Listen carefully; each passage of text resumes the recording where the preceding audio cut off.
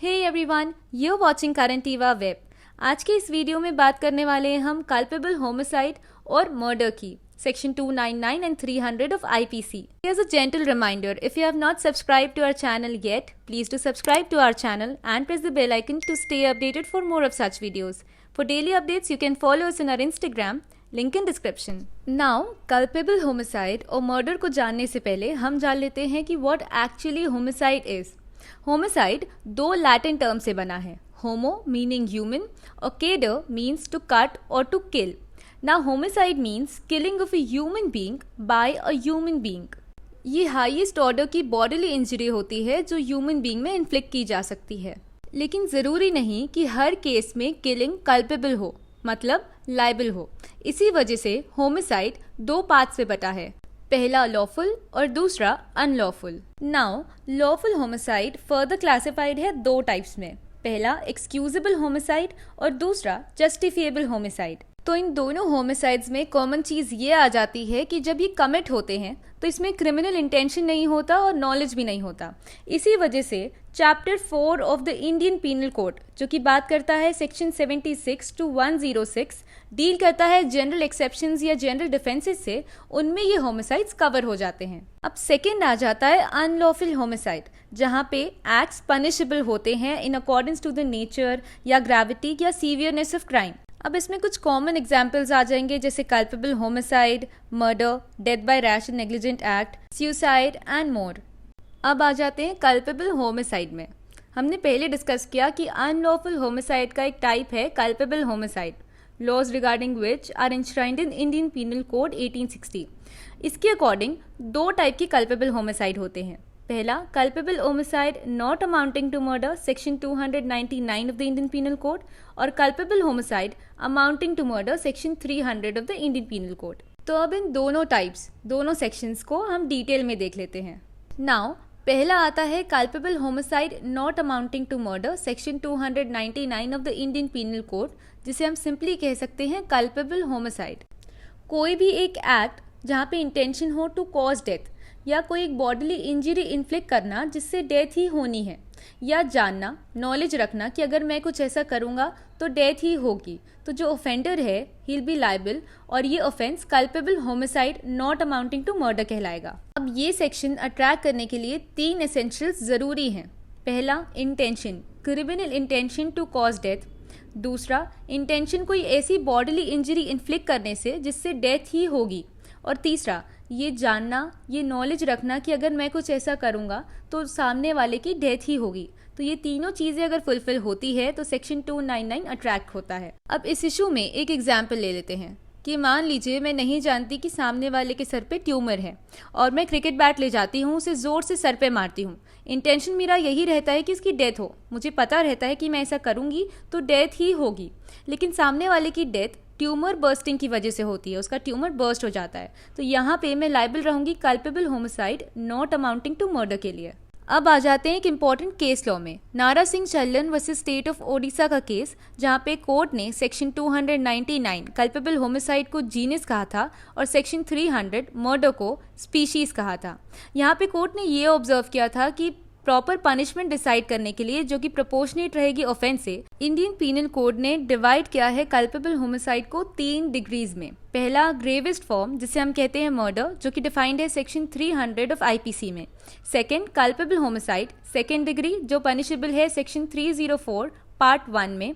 और third lowest degree of culpable homicide, जो कि पनिशेबल है section 304 part 2 of the Indian penal code में। Now the next one is culpable homicide amounting to murder section 300 of Indian penal code, जिसे simply refer किया जा सकता है as murder. Now culpable homicide is murder अगर कोई act intention के साथ किया गया हो टू कॉज डेथ, या इंटेंशन के साथ किया गया हो to cause such bodily injury जहाँ पे डेथ ही होनी है, या एक ऐसी बॉडीली इंजरी इन्फ्लिक्ट की जाए जो कि ordinary course of nature, rationality में ये तय हो कि उससे डेथ ही होगी, या वो एक्ट जब परफॉर्म किया जाए तो वहाँ नॉलेज हो कि अगर कुछ ऐसा होता है तो in all probability, her chances में उससे डेथ ही होगी, और वो कमिट होता है विदाउट एनी एक्सक्यूज, तो वो culpable homicide amounting to murder हो जाएगा। अब इसका एक कॉमन एग्जाम्पल लेते हैं कि मान लीजिए सामने वाले को ट्यूमर है और मुझे इस बात की पूरी इन्फॉर्मेशन है। उसके बाद भी मैं क्रिकेट बैट से उसे ज़ोर ज़ोर से सर पे मारती हूँ, जहाँ पे मेरा इंटेंशन रहता है टू कॉज डेथ, और इसी वजह से सामने वाले की डेथ हो जाती है, तो मैं लायबल रहूँगी फॉर मर्डर। तो सेक्शन 300 अट्रैक्ट करने के लिए 4 एसेंशियल्स फुलफिल करना ज़रूरी है। पहला, intention of causing death, criminal intention. दूसरा, intention of causing such bodily injury, जहाँ पे ऑफेंडर को पता है कि अगर ये बॉडली इंजरी इन्फ्लिक्ट की जाए तो उसकी डेथ ही होगी। तीसरा, intention of causing bodily injury to any person, जो कि बॉडली इंजरी इन्फ्लिक्ट की जाए तो वो सफिशिएंट है ऑर्डिनरी कोर्स ऑफ नेचर में टू कॉज डेथ। और चौथा, the person committing the act knows कि ये इतनी इमिनेंटली डेंजरस है, इतनी फेटल है कि हर चांसेस में इन ऑल प्रोबेबिलिटी वो डेथ ही कॉज होगी, और ऐसी बॉडली इंजरी जो कि कॉज करेगी death commits such act without any excuse for incurring the risk of causing death or such injury as aforesaid. Now, section 300 of Indian Penal Code में कुछ exceptions आ जाते हैं जो मर्डर को culpable homicide not amounting to murder में convert कर देते हैं, और इनमें 5 exceptions होते हैं। चलिए इन्हें डिटेल में डिस्कस कर लेते हैं। The first is sudden and grave provocation. गंभीर तरीके से किसी को उकसाना या भड़काना is sudden and grave provocation. तो जब कोई इंडिविजुअल अपना सेल्फ कंट्रोल लूज करता है by sudden and grave provocation और डेथ कॉज कर देता है ऑफ द पर्सन जिसने उसे उकसाया था ड्यू टू अ मिस्टेक और एन एक्सीडेंट, तो वो लायबल रहेगा for culpable homicide not amounting to murder. अब इसे प्रूव करने के लिए एसेंशियल कंडीशंस आ जाती है। पहला, जो डिसीज्ड है उसने अक्यूज को उकसाया हो, प्रोवोक किया हो। दूसरा, जो प्रोवोकेशन है वो उसी वक्त सडन और ग्रेव होना चाहिए। तीसरा, अक्यूज ने अपना सेल्फ कंट्रोल या कंट्रोलिंग पावर लूज किया हो। चौथा, अक्यूज ने डेथ कॉज की हो उसी पर्सन की जिसने उसे उकसाया था। पांचवा, the accused must have cause the death during the continuance of deprivation of the power of self control. पहले से कोई प्रेपरेशन या टाइम लैप्स नहीं होना चाहिए। और सिक्स आ जाता है कि अक्यूज के पास कोई मैलिफाइड इंटेंशन या पहले से प्रिपेयर्ड इंटेंशन नहीं होना चाहिए। अब इसका एक कॉमन एग्जाम्पल ले लेंगे कि मान लीजिए मुझे कोई प्रोवोक करता है, उकसाता है उसी वक्त by insulting and abusing my family. मैं अपना सेल्फ कंट्रोल लूज करके उसे शूट कर देती हूँ और इसी वजह से उसकी डेथ हो जाती है, तो यहाँ पे मैं लायबल रहूँगी culpable homicide not amounting to murder के लिए। इसी इशू में एक रेलिवेंट केस लॉ ले लेते हैं, KM Nanavati versus the state of Maharashtra 1962 का केस। इस केस के बारे में आप लोग सब ऑलरेडी ही जानते होंगे क्योंकि इसमें एक मूवी भी बन चुकी है, रुस्तम। तो सुप्रीम कोर्ट ने इस केस में डिस्कस किया था laws relating to provocation in India, और यहाँ पे ऑब्जर्व किया था पहला, test of sudden and grave provocation.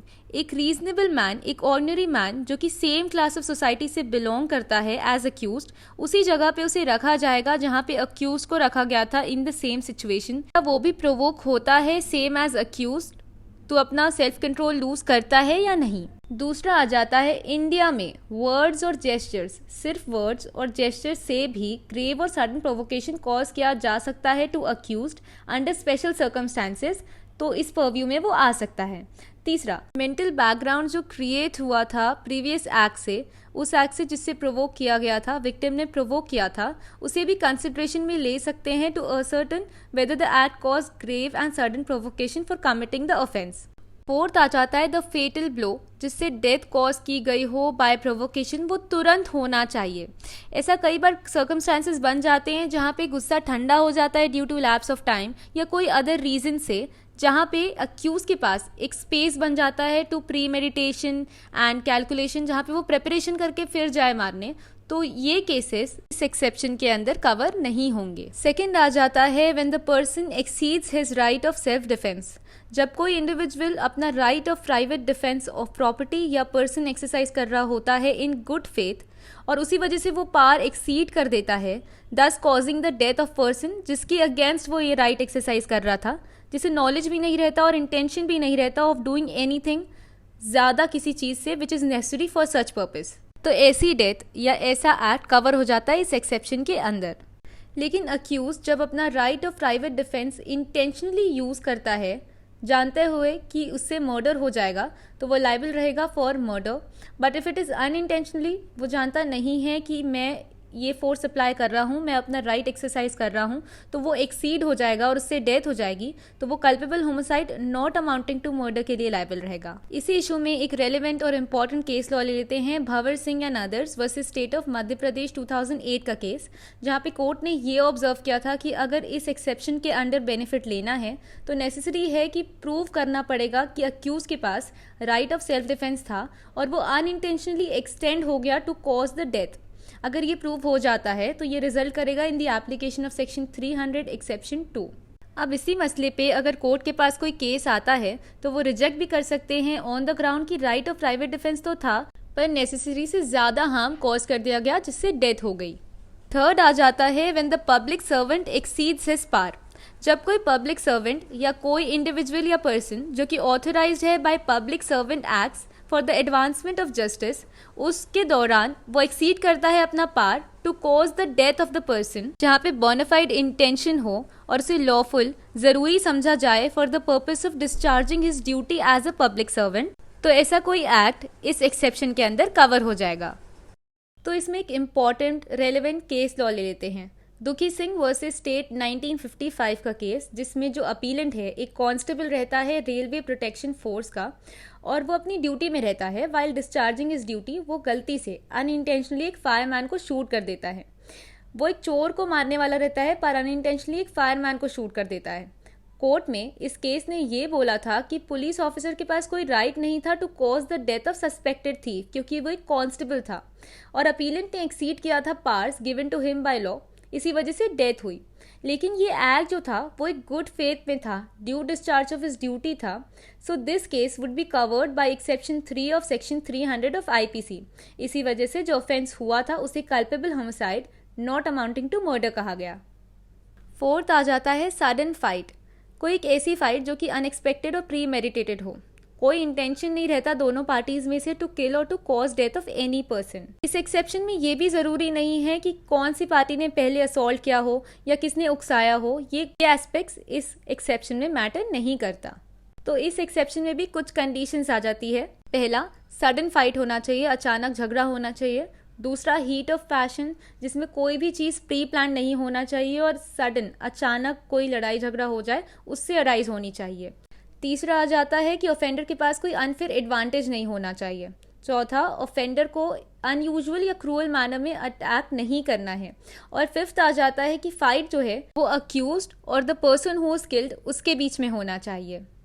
अब इसमें एक इम्पॉर्टेंट और रेलिवेंट केस लॉ ले लेंगे, Narayan Nair versus state of Travancore 1956 का केस, जहाँ पे कोर्ट ने ये ऑब्जर्व किया था कि जो फाइट है वो दो पर्सन्स के बीच में होना चाहिए, the person killed and the one who is accused, in order to cover the case within the ambit of this exception. अब लास्ट और फिफ्थ एक्सेप्शन आ जाता है कंसेंट। जब कोई इंडिविजुअल कंसेंट दे देता है टू कॉज हिज और हर डेथ, तो ये culpable homicide not amounting to murder कहलाएगा। अब इसमें एसेंशियल रिक्वायरमेंट्स आ जाती है। पहला, जिस पर्सन ने कंसेंट दिया है उसकी एज 18 ईयर्स से अबव रहनी चाहिए। दूसरा, कंसेंट जो है वो डिसीज ने ही दिया हो, जिसकी डेथ हुई उसने ही दिया हो। और तीसरा, कंसेंट फ्री होना चाहिए, वॉलंटरी होना चाहिए, कोई भी फियर ऑफ इंजरी या कोई दूसरी वजह नहीं, उसने वॉलंटरी खुद ही कंसेंट दी हो टू कॉज द डेथ। अब इसमें एक इम्पॉर्टेंट केस लॉ ले लेते हैं, Dashrath Paswan versus state of Bihar 1958 का केस। इस केस में अक्यूज्ड 10th क्लास का स्टूडेंट रहता है और 3 साल से वो बार बार 10th क्लास की एनुअल एग्जामिनेशन में फेल हुआ आता है। इसी वजह से वो सोच लेता है टू एंड हिज लाइफ और इस डिसीजन को अपनी वाइफ को बताता है। उसकी wife, who was an illiterate woman of around 19 years of age, उसकी वाइफ कहती है कि पहले उसकी वाइफ को ही मार दे फिर अपने आप को मारे। तो इन अकॉर्डेंस वो अक्यूज्ड अपनी वाइफ को मारता है, फिर जैसे ही अपने आप को मारने वाला रहता है पुलिस उसे अरेस्ट कर लेती है। तो इस केस में कोर्ट ने ये ऑब्जर्व किया, जो डिसीज थी, जो वुमेन थी, वो 18 ईयर्स ऑफ एज से ज़्यादा थी और वो डेथ सफ़र की with her own consent. Disease ने अपना डिसीजन कोई भी फियर ऑफ इंजरी या मिसकंसेप्शन के अंदर नहीं दिया, बल्कि फुल वॉलंटरी कंसेंट से दिया। तो इसी वजह से the case would fall under exception 5 of section 300 of IPC. As most of you have been requesting us कि हम अपनी स्लाइड्स की पीडीएफ शेयर करें, here we are, we provide you with the PDF, जिसकी लिंक हमने description में दी हुई है। So that's the end of our video. If you liked our video, hit that thumbs up, subscribe to our channel and press the bell icon to stay updated for more of such videos.